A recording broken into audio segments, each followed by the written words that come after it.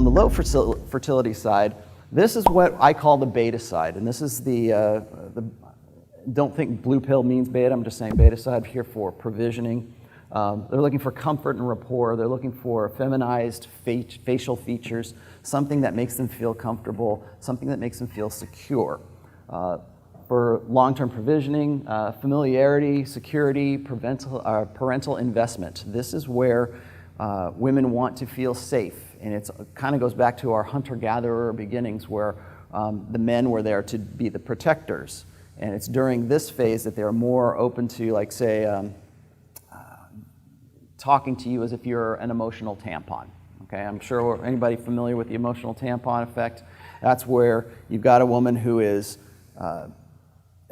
goes out and has sex with a hot alpha here, and yet comes back over here and regrets it and wonders why he's not calling her back. And this is where all the beta orbiters live. Okay, these are the guys who are saying, "Oh, it's okay, babe. Don't worry. I'm there for you. I would be your perfect boyfriend." And it's during this phase that she's going to complain and bitch and cry about the guy that she had sex with a week ago over here. And this is where a lot of more beta blue pill guys kind of lose it, because they think that during this is where they got it. They think that this is where their strength lies. I'll tell you right now, that is not where your strength lies. But because they're more prone to what a beta provider is, putting out right here, they think that they're getting in there. They think that they are identifying more with the feminine during this side, so that they're going to have a better chance. They're hoping that all of the equity and all of the investment that they put into the beta provisioning side of that is going to pay off when they come back over here. But I'll tell you right now, the guy she's crying for here is not the guy that she wants to fuck over here. Those are the guys who are on this side. This is where you're going to spend more time on a singular woman. And this is really mostly beta game. This is beta strategy. It's the guy who is waiting to take his shot. I call this in the first book, I call this the sniper mentality, where the guy is just there and he's waiting, and we're just friends right now, but man, as soon as she needs me, I'm going to take my shot, and that's when I'm going to prove my worth, and she's going to really be into what I'm giving her. Why can't she see that I'm the perfect boyfriend? Why can't she see that I would make the perfect husband? Well, she's not going to see that because your whole game relies on this side of the hypergamous spectrum, okay? On the opposite side, this is the guy who, when we've talked about the Pareto principle on a few times, if you look at, I think it's in the second book or the third book, the Pareto principle is, of course, the 80-20 rule, where it's 20% of the effort gets you 80% of the results, okay? Something very similar to that happens in the sexual marketplace. 20% is being generous. 20% of guys are that alpha guy who women want to get with during that high fertility phase. The rest over here are those 80% that are still playing the beta game, and they're still trying to put all of their resources into getting the girl, and putting all of their resources into, applying themselves and investing themselves into one girl. These are the guys over on the 20%. These are the guys who are spreading the seed. This is the male imperative, unlimited access to unlimited sexuality. And that is in pretty much every guy in this room. And if you doubt me on that, just go and look at how popular pornography is, because pornography does exactly this. It appeals to unlimited access to unlimited sexuality. And that's why we have free online porn right now, but you got to go, pay money to watch a movie, to watch a hit movie. But you don't have to for pornography. It's right there, and it's because that's what it's playing on to. It's playing on to that, again, that 80-20 rule. So you got the guys over here who are able to live that and to spread the seed and to have sex with multiple women. And over here, you've got the guys who are going to focus on one or very few women. So that is strategic pluralism. What we have here is Tinder's attractiveness scale. I don't know if anybody has seen this yet. But what we're looking at right now is this right here is the physical preferences for the top men, and you'll also see that this is identical to the 80-20 graph that we were just talking about. And we see male advantage and we see female advantage in Tinder.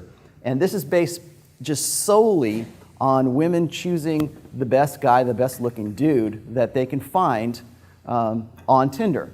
So you are at a decisive disadvantage if you are on Tinder right now and you don't have a six-pack abs and you don't look good, because we're not talking about game. There is no game on Tinder. There's only you showing off your physical side. But this makes a very good measurement tool for understanding women's alpha side sexuality. All right. I don't know, maybe you guys, there's just a few little fun facts. Today's human population is descended from twice as many women as men. Okay, these are from doing DNA and genomic research. 80% of women, but only 40% of men reproduced in our evolutionary past. Genomic research shows that 17 women reproduced for every one man 8,000 years ago, and that was after agriculture. So. Also, regardless of war, famine, disease, the stats are always the same. Women's strategy ultimately decides the breeding of this species. And that's what I'm going to get into right now, is what Dr. Jordan Peterson was talking about when he was saying that hypergamy causes male dominance hierarchies. Hypergamy itself is responsible for so much more than we really want to let on. Women like to complain about the patriarchy. They say, oh, well, we want to smash the patriarchy, we want to destroy it. The reason that the patriarchy exists at all is because of hypergamy. Because what you've got is when you've got women who are selectively picking the top 20% to breed with, those men are going to create dominance hierarchies to be the one who gets to be the one who's breeding. So there's a lot that goes on from just the base, fundamental biological parts of hypergamy that move into our social strata. And like I was saying before, we have our divorce laws, our abortion laws. Abortion's a great one. And I've said this before, if you ever follow my Twitter feed, is abortion is the last word in hypergamy, because nothing says he's not the one like being able to legally end his child's life in utero. Okay, why is there such an outcry when we take that away? If we say we're going to make abortion illegal, why is there such an outcry for that? Why is there such a we need to have our bodies ourselves, and that's a good social narrative right there. Women will do everything in their power to control hypergamy. And back before the sexual revolution, back when we were any time before, say, 1960, when we didn't have the sexual revolution and we didn't have unilaterally controlled birth control for women, we had checks and balances on hypergamy. Usually it came in the form of the church. It might come in like social controls. It might be just shame. It was shameful to have a child out of wedlock back in just as early as the 50s. They had to go and take, your poor daughter, she got knocked up. We're going to have to take her secretly off somewhere so she can have the baby, and because it was just a disgrace on the family. That social control is a control on hypergamy, because anything that controls that breeding, anything that gets in the way of a woman's sexual strategy is something that they have always needed to have a complete control over, but have not been allowed that. That's why we think of women as being repressed, or their sexual. We're repressing women's sexuality. Why would we do that? Why would we want to repress any woman's sexuality, especially for guys who really want to get laid all the time? I mean, that was the best thing about the sexual revolution and birth control, was because finally guys didn't have to worry about it. We can go have sex with whoever we want to, so guys signed up for that. But they didn't realize is they're also signing up for their own selectively being bred out of the gene pool. So so guys picked up on that because they want to have that sexual access. Because remember what we were talking about before: unlimited access to unlimited sexuality. In today's society, when we've got hypergamy, is really defining the conversation between all kinds of things that we want to do. If we go and we say, just say we had Viagra, and then we had, just recently, we had the Viagra for women, and women wouldn't take it. And why wouldn't they want to take something that makes them hot for their husband or whatever at a certain time? Because it bypasses all of that stuff. It goes all, beyond, taking that sexual control away from them. So if you're trying to medically treat hypergamy, is what you're doing with that. You're trying to say, here's a pill so I can get past your hypergamy and go. Well, women are appalled at that. They don't know why they're appalled at that, but in the back of their head, the reason that they are is because it removes that control. It removes the hypergamous control over their ability to choose who they want to breed with and who they want to have, a life with and a family with. So you've got the guy that she wants to have sex with, and you've got the guy that she wants to live with. And like I said, they rarely come together, and they rarely do the two meet up.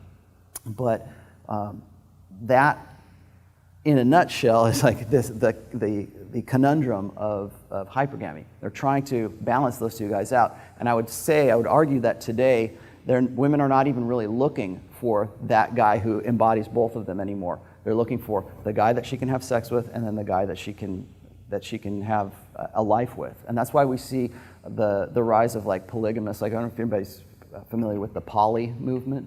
And the poly movement is basically it's two betas fighting over one girl who's going out on Saturday night to go fuck the alpha. And so she's just basically trying to figure out who are the two betas that she's going to live with and has the best providing potential. But I think that it's really important to look at certain things like consent is another one. We have consent laws that are specifically designed to give women that control, that absolute, complete control. We're going to outlaw, and I think in Great Britain right now, there's a law on the books that says if you go and you approach a woman on the street, it's considered a hate crime right now. Okay, well, why? Why would that be? I can't imagine that. Well, it's because women want that hypergamous control. They don't want that guy coming on to her to say, hey, babe, let's go on a date. Let's go, these guys doing a day game.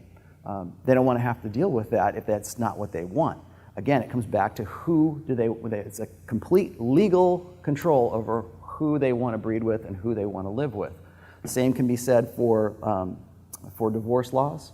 We're still standardizing on divorce laws that are still based on the old set of books or the old social contract, and we're expecting men to be these perfect providers, and no matter what.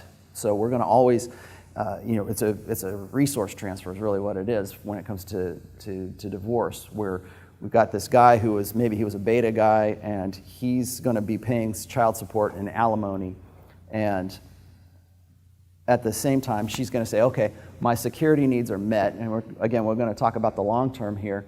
My security needs are met. Now I don't have to deal with that, and I'm going to just focus on alpha fucks for a while. So the dad is already taken care of. He doesn't live in the house. He's paying money. He gets to see his kids, 50% of the time, and she's going to go off, and what's she going to focus on? She's not going to focus on trying to find Mr. Right again. She's going to go and look for the guy that she wants to have sex with and have some fun with, and then a week later she's going to go back to being mom. Om Namah Shivaya.